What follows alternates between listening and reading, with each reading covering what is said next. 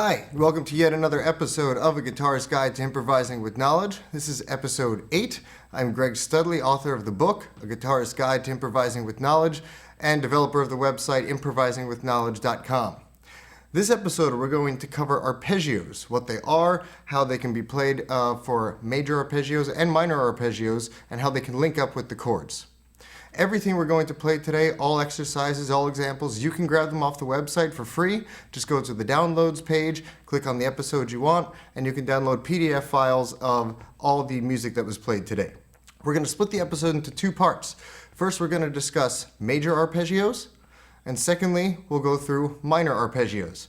At this point, though, be sure you have a very clear understanding of a few things that we've covered in the previous episodes. This includes notes across the E string, notes across the A string, 2 major pentatonic scales, 2 minor pentatonic scales, and a good system of playing eighth notes. If you're unfamiliar with this, definitely go back to the previous episodes and get used to how all that's going to be done. We'll start off with defining what arpeggios are. Arpeggios are notes of a chord played in succession rather than simultaneously.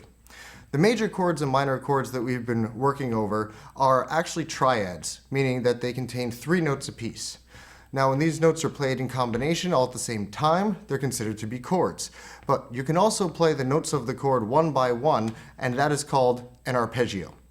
Starting off with major arpeggios. Your major arpeggios are composed of 3 notes, being a root, a third, and a fifth. Here is the major pentatonic scale shape E4, the very first one that we had covered. And here is the major arpeggio E4. You'll notice that the arpeggio is really just a few notes from the pentatonic scale. There aren't any new notes to learn. It's just specific notes from the pentatonic scale that make up the arpeggio. The way we're going to learn this is in the key of A. So we're going to first play an A major arpeggio. And since we're dealing with an E4 shape, we're going to start off by finding the note A on the E string with the 4th finger. That's going to put your hand here into second position. We're going to first play this major arpeggio starting from the low root, and then we'll play the major arpeggio starting from the high root.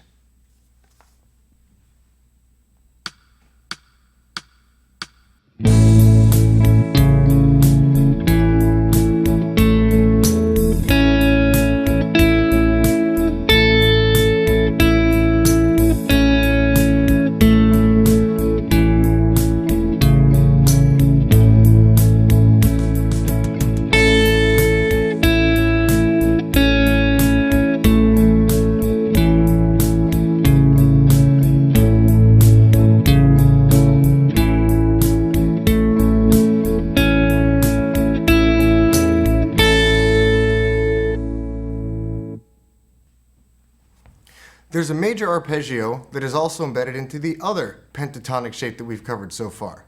Here is the major pentatonic scale shape A4. And here's the diagram for the major arpeggio A4. Similar to the other one, the arpeggio is just embedded into the pentatonic scale. We'll be taking this one and also playing it in the key of A. Of course, our hand's going to move to a different place on the neck. This is going to put our hand into 9th position. Therefore, on the A string, 4th finger, we have our root A. Just like the last arpeggio, we'll be playing it first from the low root, and then again from the high root.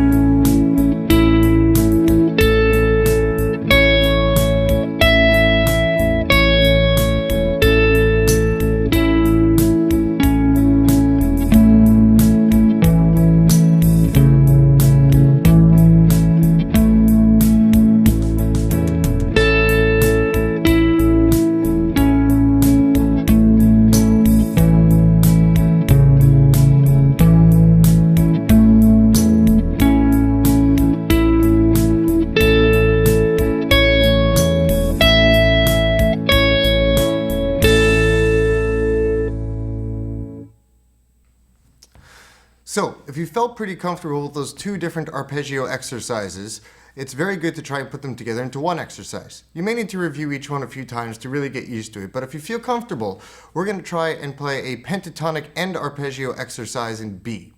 Here's how this will work. We'll start off with our lower hand position available for B major.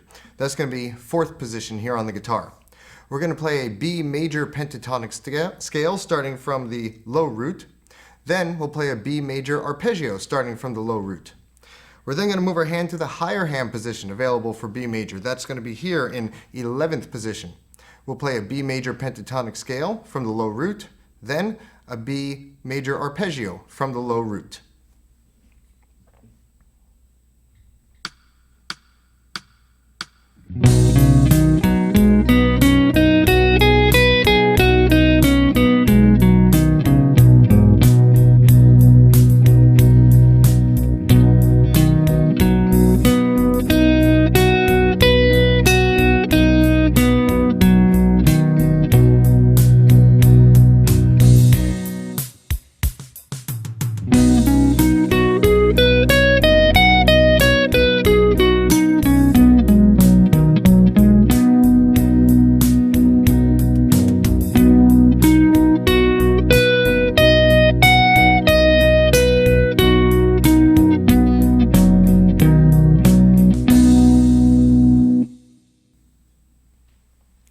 Now that we've finished discussing what we can do with major arpeggios that are embedded inside our major pentatonic scales, we're going to move over to the minor arpeggios.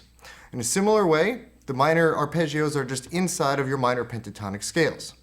Minor arpeggios are a little different though, in that the 3 tones are now considered to be a root, a flat third, and a fifth. That's the big difference between a major chord and a minor chord, or you could think about it as a major arpeggio and minor arpeggio. The majors have a third, while the minors have a flat third. That's the big difference between the two, and that's what makes a major and a minor different. Here's a diagram of the very first minor pentatonic scale that we covered, which is minor pentatonic E1. And here is a diagram of the minor arpeggio E1. Still based off of the same note on the E string, and the arpeggio is just embedded within the pentatonic scale. We'll be examining how to play this one in F minor. So, since we're dealing with an E1 shape, we want to find the note F on the E string, first finger. That's going to put our hand here into first position.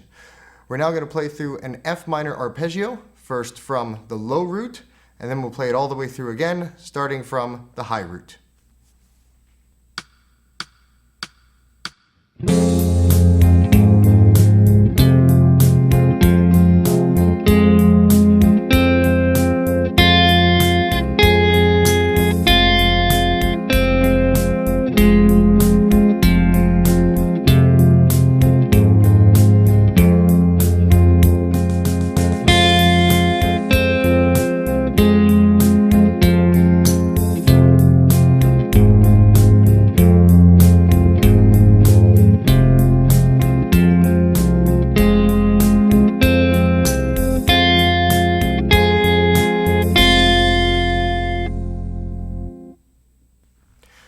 We can also play an arpeggio based around our other minor pentatonic scale.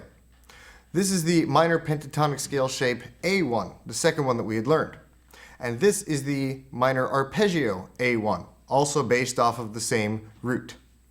We're going to be working this arpeggio also in the key of F minor. Because this is a shape that is A1, that means we want to find our root on the A string, first finger.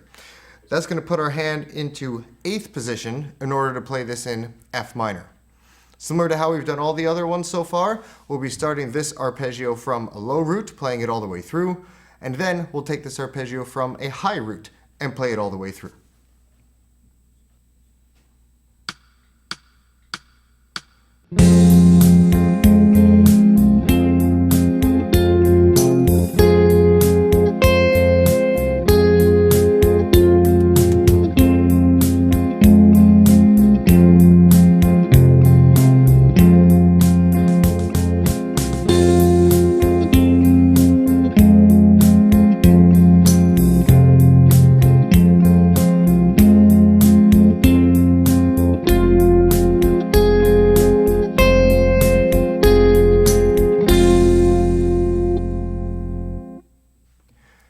Now that we've covered both minor arpeggios that can be embedded within our minor pentatonic scales, we're going to put them together into one exercise, similar to what we did with our major arpeggios.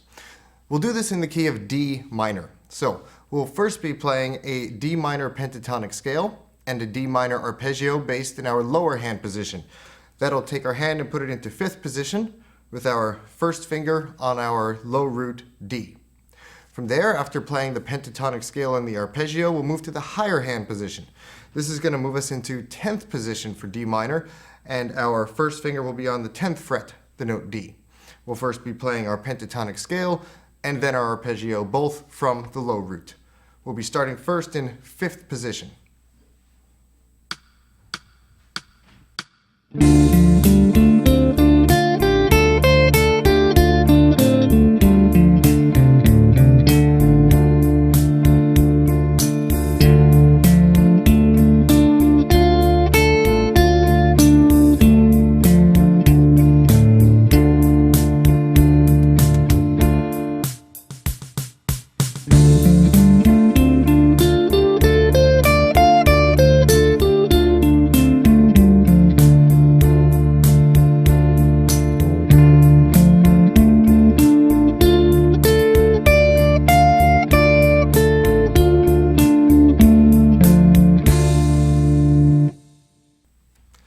I hope this episode has helped to give you a pretty solid understanding of both major arpeggios and minor arpeggios that you can now start including along with your pentatonic scales for soloing.